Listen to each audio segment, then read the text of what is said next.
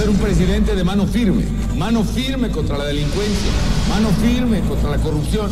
Quiero un México donde nuestros niños, mis hijos y los tuyos puedan volver a salir a la calle a jugar con libertad.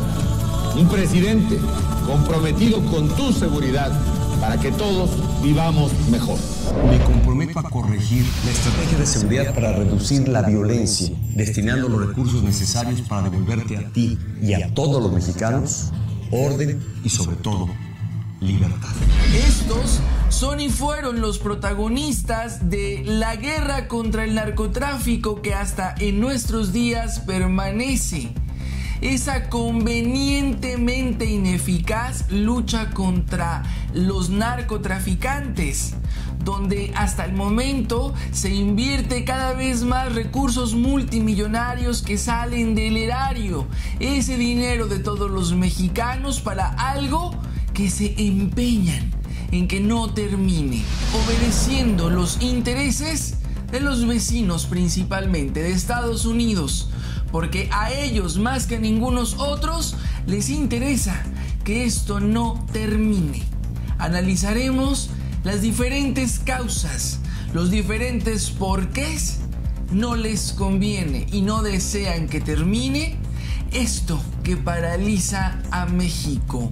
Y aunque si bien es cierto que esto fue una estrategia premeditada, se les ha salido de control como nunca y a nadie le importa lo que sucede en tantos lugares de México donde grupos de autodefensa luchan día con día contra estos criminales, como en Michoacán, por ejemplo. Gracias a todos una vez más por estar en este espacio de análisis donde apostamos por el pensamiento crítico, la introspección de lo que sucede en este país. Y bueno, antes de entrar de lleno a este análisis, solo para abonar a los antecedentes, desde cuándo se tiene cuenta de lo que sucede. Carlos Salinas de Gortari protegió y fortaleció al narcotraficante Amado Carrillo Fuentes, el Señor de los Cielos. Esto en un programa anterior lo comentábamos. Trascendió que uno de los regalos de Carrillo Fuentes a Salinas fue un Rolex con diamantes y platino con un valor de más de $1 millón, tras interceder en la absolución de Carrillo Fuentes en una corte de apelaciones de México, que lo procesaba en aquel momento por delitos de narcotráfico y lavado de dinero. Se estima que gracias a este favorcito que le hizo Salinas, el Señor de los Cielos hizo una fortuna de más de $25,000 millones. Esto empezó desde hace mucho y antes de Salinas, por supuesto, pero hoy que lo tenemos de regreso en Los Pinos, pues bueno, entendemos mucho de lo que pudieran estar operando hoy y cómo se están manejando ante esto que vivimos. El narcotráfico es el negocio más útil para Estados Unidos en este continente. Gana por partida doble, por lo tanto no aspira a disminuirlo, no le conviene erradicarlo desde el punto de vista económico ni del dominio político y militar que pretende mantener. Un negocio que significa $40,000 billones por año para las organizaciones criminales mexicanas y sus afiliadas que dominan el abastecimiento y distribución de la mayoría de las drogas ilícitas en Estados Unidos. El precio por mayoreo por kilo de cocaína alcanza los $27,000 en Estados Unidos. Y bueno, es que aparte de lo que ellos ganan lavando dinero con negocio del narcotráfico, pues cómo abastecen a toda su población y las tienen pues completamente inertes ante todo el cochinero que también allá se hace.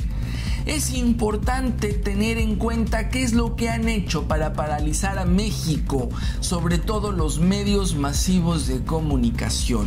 La estrategia del miedo se emplea por los gobiernos para sumar apoyos en una perversa lógica de unidad nacional. Suelen crearse, magnificarse o distorsionarse eventos a través de los medios masivos de comunicación para paralizar a la sociedad, mientras que gobernantes toman decisiones a favor de intereses de minorías que terminan por afectar a las mayorías. Y bueno, doy la bienvenida nuevamente a este espacio a la abogada, traductora y gran analista de medios, Marta. Bienvenida nuevamente a este espacio. ¿Qué decir, Marta, de la estrategia fallida contra el narcotráfico, este miedo que paraliza a todos los mexicanos? Hola Hugo, muchas gracias por invitarme de nuevo. Pues mira, esta cuestión del miedo siempre ha sido muy socorrida a lo largo de toda la humanidad para detentar el poder y para no soltarlo nunca y para favorecer determinados intereses que dominen. Específicamente en el caso de la estrategia contra el narcotráfico, que es la que continúa a pesar de que Peña Nieto diga lo contrario, y que comenzó Calderón y que comenzó desde hace muchísimo tiempo aquí en México, porque al final la estrategia que se sigue contra el consumo, la producción, la distribución, todo tipo de actividades que tienen que ver con las drogas, pues fue impuesta por Estados Unidos ya desde el siglo pasado, y aunque se haya revestido de justificaciones morales, simplemente fue para satisfacer determinados intereses económicos, señalar a alguien como enemigo para mantener control, para reprimir, para tener bien amarrada toda la población y claro, con la justificación moral para crear el llamado pánico moral, que es así se le llama, establecer un enemigo que desvíe la atención de otras cosas, que evite llevar a cabo proyectos sociales para que los intereses de unos cuantos sean los que se sigan privilegiando. Y bueno, es que son muchos, Marta, probablemente los que se beneficien, y no solamente lo que nos venden en los medios masivos de comunicación a su conveniencia, por supuesto. Habrá mucho más atrás. ¿A qué intereses obedece esta estrategia fallida contra el narcotráfico? Bueno, principalmente de los intereses capitalistas neoliberales que son los que dominan. Y desde siempre, todo empezó en Estados Unidos, el país hegemónico, el que ha impuesto su política por todo el mundo, es el que comenzó con esta cruzada contra el narcotráfico, claro, como pretexto, porque lo que quiso a principios del siglo pasado, que quería era frenar o no podía competir con el comercio de opio de Gran Bretaña, y entonces pues necesitaba frenarlo. Los mexicanos, la marihuana, los chinos, el opio, entonces qué mejor que criminalizarlos en lugar de llevar a cabo políticas que incluyeran a todos, como sería lo ideal. Pues no, hay que criminalizarlos, hacer un enemigo, y pues eso le sirvió muy bien para toda su propaganda ideológica, moral, que permitiera simplemente favorecer los intereses capitalistas y ahora más neoliberales. ¿Quiénes son los principales beneficiarios de todo esto? Pues a los fabricantes de armas. ¿A quiénes más? Nos venden capacitación, asesoramiento para poder aplicar estas políticas que de entrada ni siquiera tienen una base científica, una base de investigación, ni allá y mucho menos aquí. Y es que con estos fieles lacayos de mandatarios que hemos tenido siempre, Marta, pues bueno, dan el acceso libre también, y toda la información que se ha revelado y que se sigue revelando, sobre todo también con cables de Wikileaks y demás, pues bueno, sobre todo en el sexenio de Calderón, pues una situación terrible, como este personaje, como este genocida, pues dio el acceso libre a Estados Unidos, pues para que viniera a México e hiciera lo que quisiera. ¿Qué decir de este personaje, Marta? Es interesante lo que dice Laura Carlsen. Los fines reales del uso de las Fuerzas Armadas en la política contra las drogas en México es que los Estados Unidos buscan extender su presencia militar y su hegemonía en la región, y lo ha hecho bajo el modelo de las FAM, la iniciativa Mérida, de la guerra contra el terrorismo y la militarización de la frontera, y ahora en la guerra contra el narcotráfico.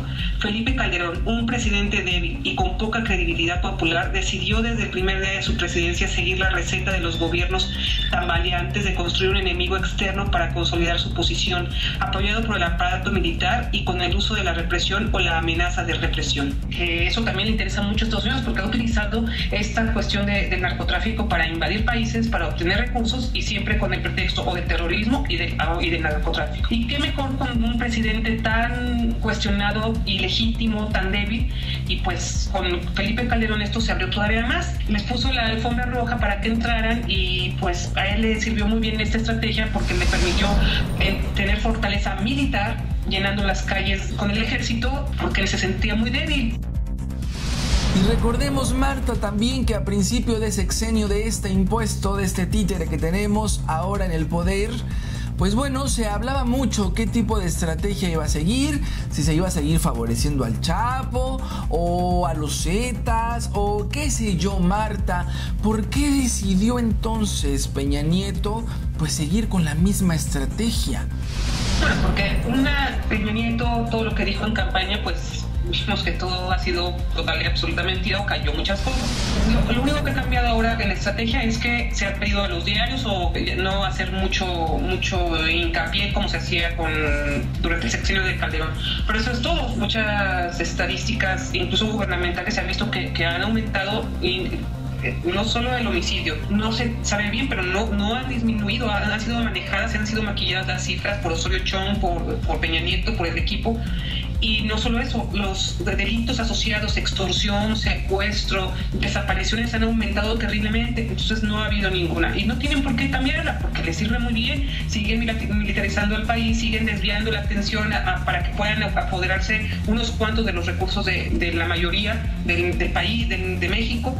Y por otro lado, eso les sirve muy bien para ahogar cualquier protesta social ante las reformas estructurales que van a causar y que están causando ya y que van a seguir causando gran deterioro de las condiciones de vida del país. Entonces, no tenían por qué cambiarlo, no les convenía, solamente en el discurso porque lo necesitaban por cuestión mediática y de propaganda, pero solo eso. Aunque después quizá van a suplir a estos muertos o simplemente se van a tapar y ya no va a haber el escándalo, ya van a enterrarse de otra manera, le van a pedir al Chapo o al cartel que privilegien, que sean un poco más discretos, que ya no lancen las cabezas en discotecas, ya no lancen granadas y que si los matan simplemente los escondan y ya sean ya tengan un poquito más de pudor para no exhibirlos. Eso sería todo, pero no, para ellos no es funcional que dejar esa estrategia que tan buen uso le pueden hacer. Y con toda esta información, Marta, y con las pues ya números oficiales dados por ellos mismos entre pues la cantidad enorme de desaparecidos y los más de 100,000 muertos de Calderón, ¿crees que este sexenio y con las cifras que ya tenemos superará esas muertes? Este sexenio, este terrible sexenio que tenemos y que lo que se avecina pues pinta para ser peor, ¿crees que superará los más de 100,000 muertos de Calderón? Yo creo que como están las estadísticas sí, e incluso igual no lo sepamos bien nunca, porque aunque pueden llevar a cabo la cifra de que los homicidios disminuyeron, pero están las desapariciones y que quizás los entierren y que ya no sepamos, quizá no lo sepamos nunca, pero como van las cuestiones y con las reformas que impongan, sí. Otra cosa que también me preocupa mucho es que incluso analistas de buena fe que parecen de buena fe o que parecen en contra de las estrategias de Calderón y de Peña Nieto, que escriben libros, que van a muchos foros, están con esta idea de que ya poner a México con esta violencia exacerbada, hablan de que está como Somalia, como Siria, como Afganistán. ¿Por qué? Porque ellos mismos, pero sin tocar el sistema que lo llevó a cabo, diciendo que ya los organismos internacionales deberían intervenir, cuando fueron los organismos internacionales los que han establecido las políticas económicas tan hostiles para nuestro país, que han llevado a la miseria y a la necesidad de que se enrolen en el narcotráfico por un lado, pero están poniéndolo desde el punto de vista de incluso llevar hasta una intervención todavía más abierta de Estados Unidos o de otros, claro, de organismos internacionales que dicen que presionen a México, pero esos organismos internacionales, ¿quiénes son? La OTAN, todos estos los que han invadido. Eso me preocupa mucho porque no solamente está ese lado el peligro, sino incluso de los que dicen que hay que acabar con la corrupción, el lavado de dinero, bla, bla, bla. Sí, muy bonito eso, sí, y debería hacerse si de veras fuera el objetivo acabar con el narcotráfico y que de veras fuera un problema de salud impresionante aquí en México y que por eso se llevó a cabo esta estrategia cuando ni siquiera es así, y que estén diciendo, poniéndonos esa lista de estados fallidos de como Somalia, como Siria, como Afganistán, que han sido invadidos y que con esa invasión ha sido todavía peor los que les pasa después. Me preocupa muchísimo. Te agradezco nuevamente, Marta, que estés con nosotros. Te esperamos la próxima semana. Te seguimos puntualmente en Yo Libremente Opino con el Bote y Sincronía. Gracias a ti, Hugo, por darme la oportunidad de estar aquí, y gracias a todos los que nos escuchan. Hasta la próxima. Y bueno, un datito más antes de irnos. Enrique Peña Nieto habría pedido al Chapo Guzmán, el líder del cártel de Sinaloa, una especie de tregua para crear las condiciones de seguridad que permitan el retorno de las empresas petroleras con garantías del Estado mexicano y de la mafia en partes iguales. ¿Qué tanto se está negociando en lo oscurito? ¿Qué tanto están ahora pues sentando las bases de lo que ya empezamos a vivir? La venta de Pemex, las reformas, pues en lo que traen, en lo que nos van a perjudicar y bueno, pues coludidos de la mano con las mafias. Gracias a todos por ver, comentar y compartir este espacio en todas las redes sociales. Nos vemos en la próxima emisión.